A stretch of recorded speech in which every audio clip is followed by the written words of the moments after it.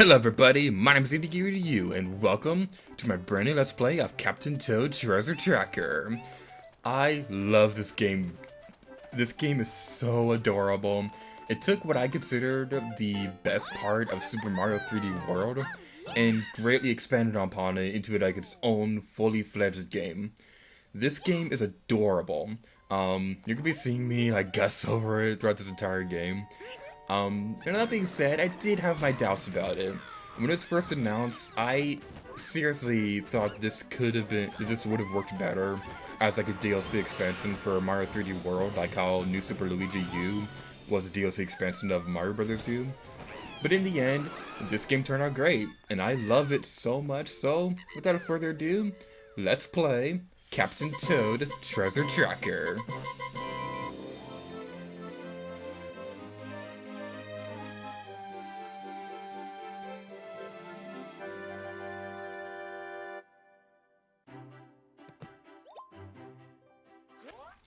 The secret is in the stars, so let's go inside Plucky Past Beginnings. Captain Toad is just so adorable. Alright, in this game, we are tracking down, 3 gems throughout this entire game. Super gems, diamonds, whatever you want to call them. They're hidden throughout the entire game. There's also a secret objective for each level. These are different, depending on the level. Like, some of them will require you to, complete certain objectives, like defeat all the enemies, or even avoid all the enemies. The secret objective for this level is to collect the golden mushroom. There are also levels like that where you'll be looking for a hidden collectible. Now, if memory serves correctly, there are actually some levels that have golden mushrooms, but they don't actually have, but that's not actually the secret objective for it. So, this is a very clever game in terms of puzzles, but what we want to do is we want to use a pickaxe to go down here, and collect the golden mushroom. That poster right there, if you zoom in, you can tap on the gamepad to, kind of get a coin from the posters. It's a nice little detail. It's not useful all that much, but it is a nice little detail. This game plays with only the gamepad, so don't think you can go into this game with like a Wii Remote nunchuck and you can just play this game. This game requires a gamepad, but I think this game makes like one of the best uses of the Wii U gamepad in any game that I've seen so far. Pikmin 3 does a great job with it. Splatoon is perfect with the gamepad integration. Like, I love the gamepad integration in that game. But I think Captain Toad's use of the gamepad is very underrated. You're going to be using like the motion controls for the gamepad to move the camera around, even though I personally prefer using the thumbstick to move the camera. You're going to be seeing the camera like move around a lot, like randomly, like by accident, because there actually is no way to turn off the gyro controls. That would probably be my one gripe with the game's controls. What this is explaining right now is the amiibo integration. This will be the first Let's Play on my channel that will have amiibo integration. What I'll be doing is that at the end of every level, at the end of every video, during the credits, there will be like a montage of all the Pixel Toad locations. At first I considered making like a bonus video at the end of the Let's Play showing all the Pixel Toad locations, but then in the end I decided to just have them alongside the credits. So while we go over this guy, around this guy, I'm going to look over my notes to see what the hidden objective of this level is.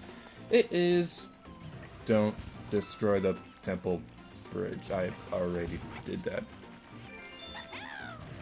Well, that was the first mistake for this Let's Play. Oh my god, that background is so pretty. This is a very beautiful game. The Wii U is so underrated in terms of graphics, even though it isn't anything compared to like the PlayStation 4 and the Xbox One. The Wii U, it has some very beautiful graphics. They have a lot of games that go at 1080p at 60 frames a second, which is pretty impressive. Like, I don't think the Xbox One, for whatever reason, the Xbox One has trouble going to 1080p in 60 frames a second, but the Wii U, a lot of these games do, like Smash Brothers. I think this game is 60 frames a second, although I think it only goes to 720p. One detail I love is that if you look outside this window, Toad will be all Toad is outside of it.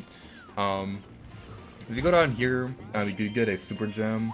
There's like a hieroglyphic of some mushrooms back there, which is really adorable. This entire game in general is just adorable. It's beautiful. It runs very smoothly. I love this game so much. You're gonna be seeing me gush over this game, like I said earlier, but honestly, this is a very fun game, and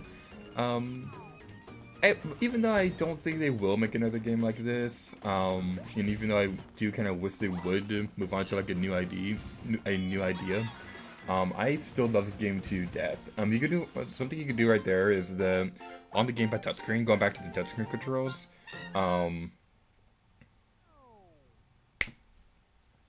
Fast forward! Because we went on top of the bridge, I destroyed it before reading my notes, and I have to redo this level because of it. You. Okay, I got interrupted right there for a second. But what I was saying a moment ago was the gamepad controls. You could use the touchscreen to do a bunch of stuff, like this level right here. This entire level is based around using the touchscreen. This is also going to be the first instance of a level where we will not be able to get everything in it and the secret objective in the same playthrough.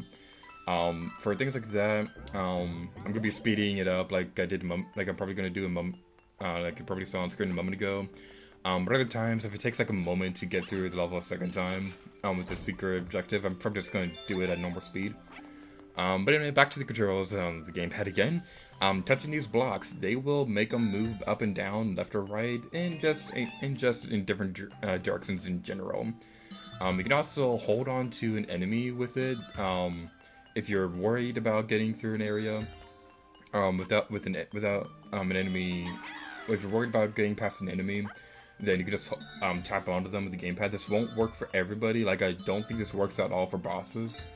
You can use the gamepad touchscreen to do like a wide variety of things, and use the gyro controls to move the camera. There are actually missions later on that they're like minecart levels later on where you could be using the gamepad touchscreen to kind of aim and fire. For those levels, I'm not going to be able to show off the gamepad screen. For Pikmin 3, what I'm doing with that is I'm using a camera to demonstrate the gamepad controls, what the gamepad screen looks like. But for Captain Toad, I find it easier to aim with the gyro controls, so you're only going to be able to see the TV screen. Now, objectively, I could save up for a gamepad capture card, but those are so expensive. Like, it's crazy how expensive those are. Like, you could probably buy 2 Wii U's with it. Anyway. This next level, this next one is a little simplistic. It also introduces a couple new enemies. There's some owl enemies that you can avoid. They will try to slam down on top of you if you're too close to it. They will also do, if one owl goes down, any other near it will also go down as well. Side guys right there, they are common enemies in the Mario games. They first debuted in Super Mario Bros. 2. And side guys, if they see you, they'll chase after you. There are Goombas in this game, but you're probably going to be seeing the side guys more often than the Goomba.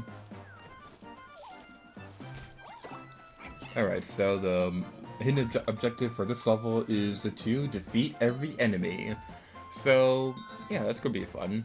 We get to destroy all the enemies in cold blood. And let me just say for the record, on my first playthrough of this game, there were points where there were so many enemies on screen that there were times where I thought, oh, well, I guess this means I have to avoid all the enemies. That was not the case.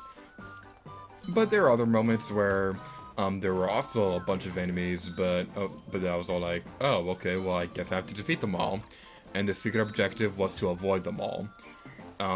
Luckily, I wrote down all my notes for this Let's Play prior to the beginning of it. Like, I know what all the secret objectives are, I know where all the gems are in the Pixel Toad locations.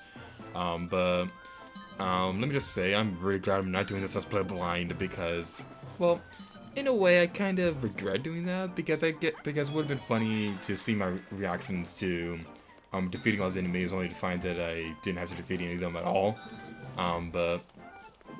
But I think I made the right choice with, like, properly preparing for this Let's Play because I want to be able to make a useful walkthrough for this game.